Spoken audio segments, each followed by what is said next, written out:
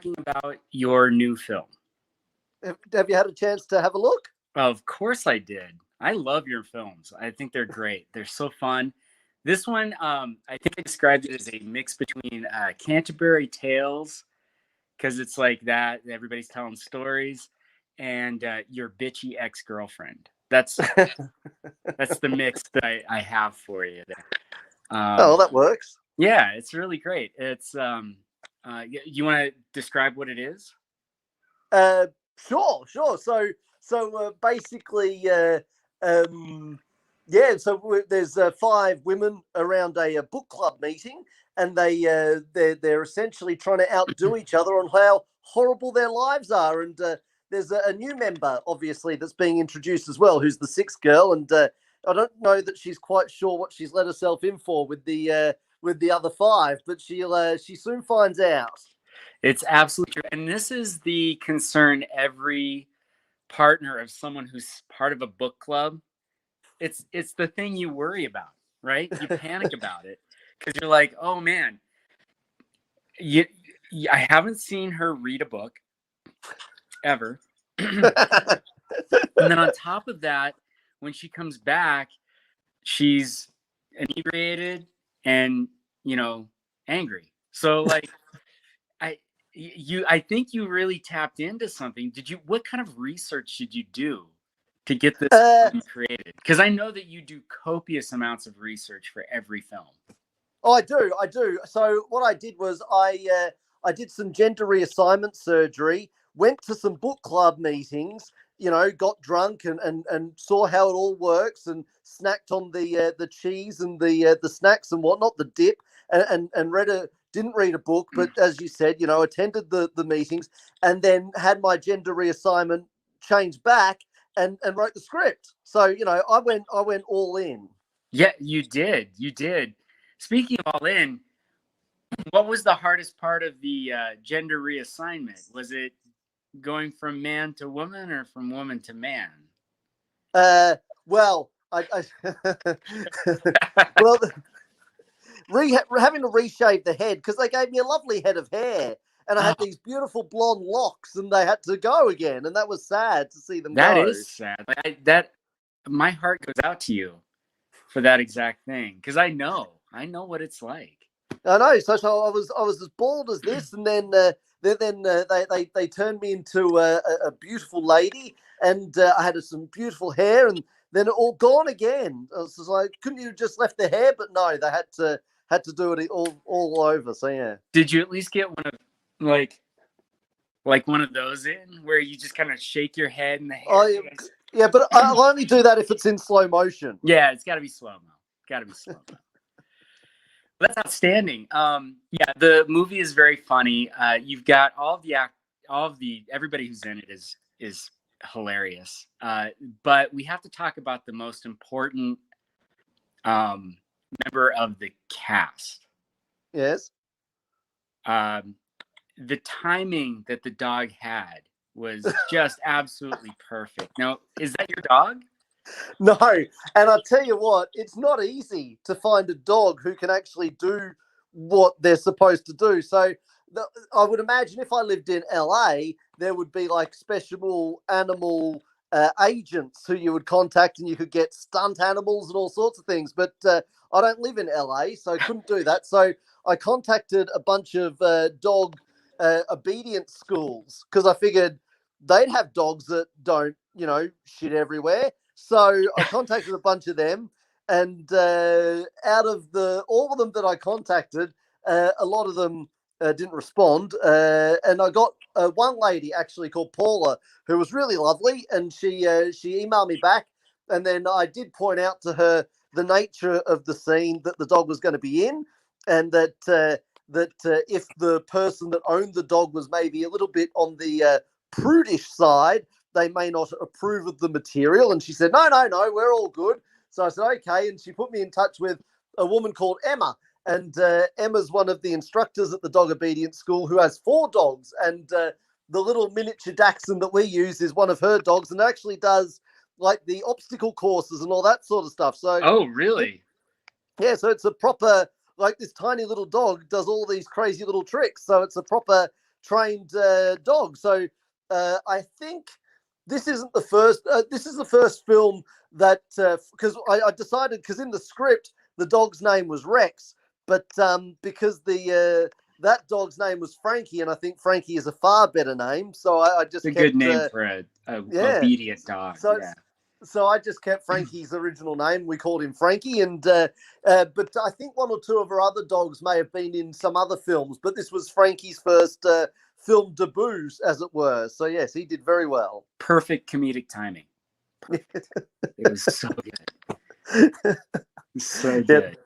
And we didn't have to do that many takes either, because obviously Emma's standing out a shot doing all the actions for him to, all the commands, and she can't speak, obviously, because that would obviously ruin everything. So he's a very clever little dog. So she does little hand signals for him, and he does what he needs to do. So, and we only had to do a couple of takes, which was really cool.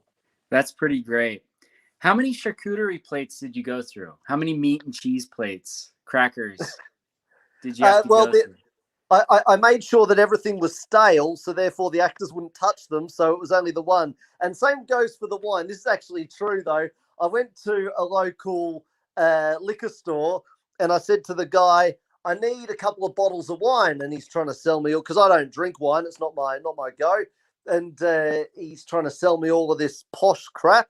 And I'm like, listen, buddy, this is for a film production, and the actors aren't allowed to drink it. So I want the cheapest, nastiest wine you've got. And he said, well, we've got this on special. You can buy 2 bottles of this wine for $10. I said, sold. So, and I would imagine a $5 bottle of wine does not taste particularly nice. So it's fair to say that made it so that the actors wouldn't drink the wine. And then it was pointed out to me that you can buy non-alcoholic wine, which is probably what I should have done. You can buy non-alcoholic wine. There is an actual non-alcoholic wine, but it ain't $5 a bottle. I'll tell you that much. It is expensive.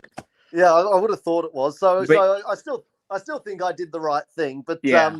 Well, actually, after one bottle of $5 wine, the $3 second bottle tastes just fine. I reckon a bottle of terps or methylated spirits would taste just fine after a $5 bottle of wine. Yeah, exactly. Well, that's cool. Well, so when is this film is out, right? People can get it? Absolutely. So yeah, beernutsproductions.com is where they go, and they just click on the movies page. It's called Book Club, so nice and easy. And yeah, essentially, like I say, it's just 5 very bitchy women sitting around, and we go to cutaways, obviously, showing their husbands doing stupid things. And of course, it's sort of the level sort of rises up, because they're trying to outdo each other with how dumb their husbands and so forth are, and how terrible their lives are. I mean, let's be honest, though. The level of dumb is pretty high. It is really high. So you almost kind of understand why they are the way they are. But, well, that's true. But are they actually telling the truth? That's the existential question that needs to be answered.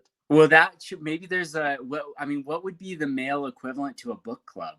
Well, it's funny you should mention that. So there is a behind-the-scenes doco on the website that we did as well, which people can go to the Beer Nuts Productions YouTube channel and watch a behind-the-scenes documentary. And one thing that did actually inspire the writing of this piece was I'd just seen a documentary on Monty Python, and it reminded me of the 4 Yorkshiremen sketch that they did, where they're all sitting around, the four of them are sitting around trying to outdo each other in how terrible their childhoods were. And so I thought to myself, well, why not do a female version of that, where it's the women sitting around trying to outdo each other on how terrible their life is. So one of the sort of original thoughts I had was that Monty Python sketch, the 4 Yorkshiremen. So yeah, that was sort of bubbling in my brain when I came up with this concept. So, and I talk about that in the behind the scenes documentary. So yeah. Excellent. Well, I didn't get a chance to see that. I'm definitely going to be checking that out. Well, you've let everybody down, Stuart. I know. Well, as my girlfriend will attest, get used to that. What's next? What's next for you? Because you can't sit still. You can't no, sir. This and be done. What are you going to do next? Well, we do actually. I'm not too sure if I've mentioned this to you before, but we've Beer Nuts Productions also has a podcast now, so we have a weekly podcast where I interview different real life people. It's not a comedy per se podcast. It's 20-minute interviews with people from all different walks of life. So we've got athletes, comedians, musicians, actors, all sorts of different folks. Last week's episode was with an actor who's actually in book club. So you get his perspective. So Cale Campers, who I've worked with quite a bit, he was the interview for last week. But so yeah, we've got a weekly podcast going. So if people jump on their favorite podcast app, they could check out the Beer Nuts Productions podcast. And of course, there will be another film coming up momentarily when I'm not too sure. The script is written. So once I've finished doing all the media and publicity for book club, we'll get into the next film, hopefully, nice and quickly. So, yeah. Awesome. So, on the podcast, you had a lot of different people. Have you, how has it been being the interviewer as opposed to the interviewee? Well, I just sort of treat it like a conversation. So I only ever have people on who I have like a natural interest in or I know something about. So, you know, I chat to them about stuff that I sort of am interested in. Otherwise, I mean, I always figure if I care about it, surely somebody else would. Sure. So I ask them, and I think because of that, a lot of people have said my questions are kind of a bit unusual and a bit strange because it's not, it's just shit that I want to know, basically, not what everybody else wants to know. So I kind of just sit them down in a studio for 20 minutes and we have a bit of a chat. So we did film one of them. So if you jump on the Beer Nuts Productions YouTube channel, you could see the setup of how I go about recording it. It's all very, very basic in a recording studio. We just sit down and do it. So you can actually watch one of the episodes on YouTube, but obviously it's an audio podcast. So you jump on your podcast provider, and I reckon we've done about 30 episodes so far. Wow. So yeah, so we started back in October, and we punch out one a week, and so it's been going quite well, actually. I'm strangely surprised, but it's very good. No, that's really good. Any particular any episodes that really stick out to you? Like, oh, that one was. Go check that one out. We had a couple of interesting people. So there's a guy who I know who is rowing a boat from San Francisco to Cairns. So he's rowing all the way across the Pacific Ocean in a rowboat unassisted.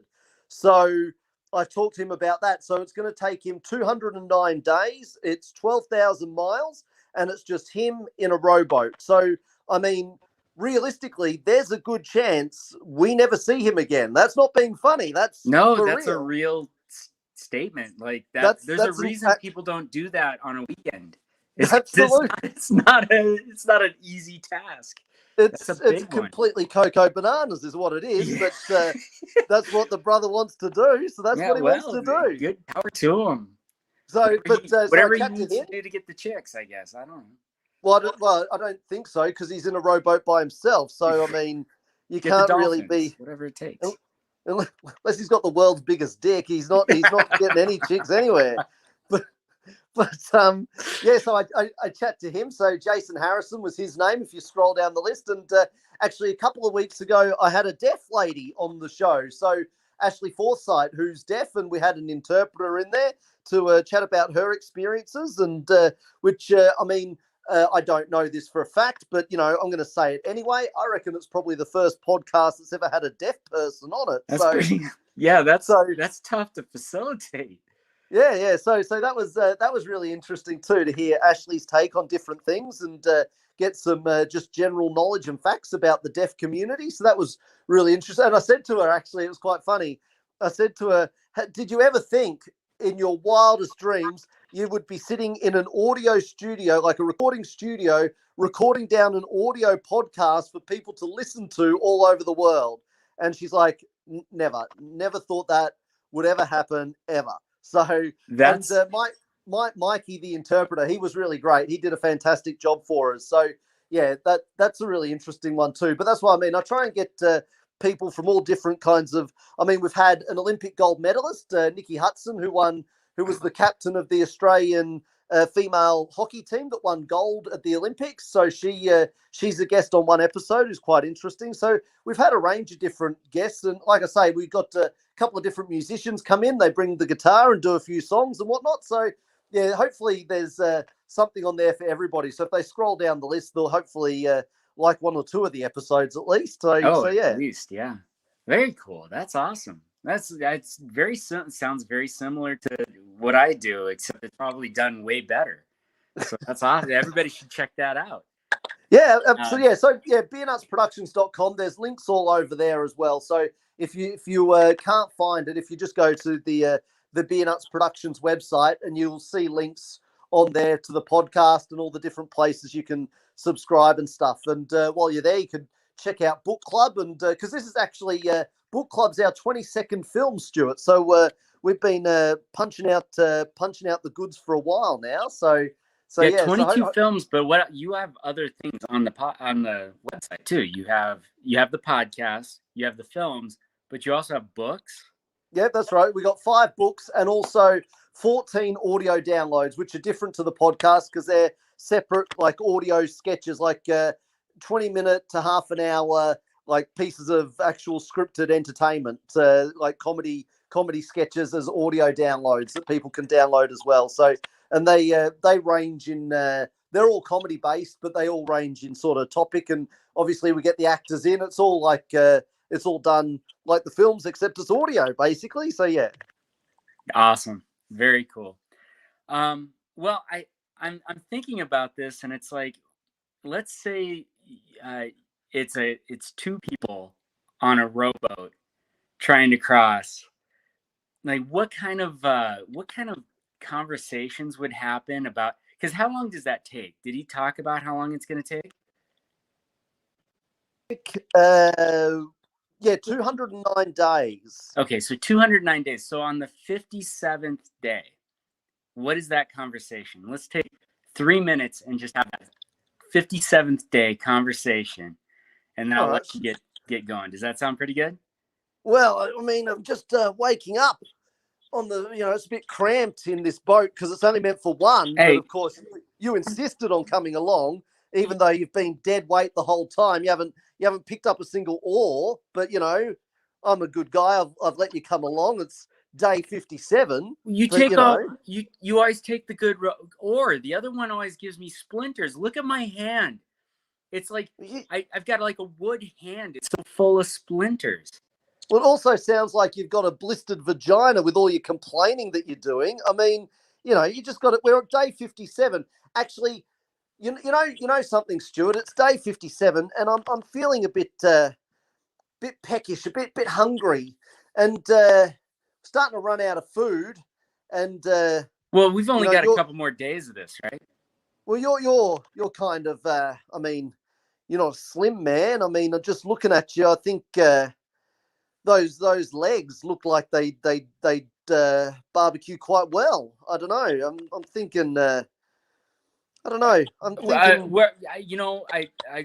My ancestry is pretty stringy. I'm pretty sure I'm not going to be very tasty. I'm going to be gamey. I think my parents said that we're a gamey folk. I don't think you want to eat me, but you brought a barbecue onto the boat. Well, they said essential items only. So obviously you weren't complaining last night with those ribs I cooked you, but Speaking of which, what is this incision I've got on the side of my chest? Well, I didn't want to tell you anything, but those pork ribs weren't actually pork. They weren't pork at all. Well, I guess I'm not as stringy as I thought.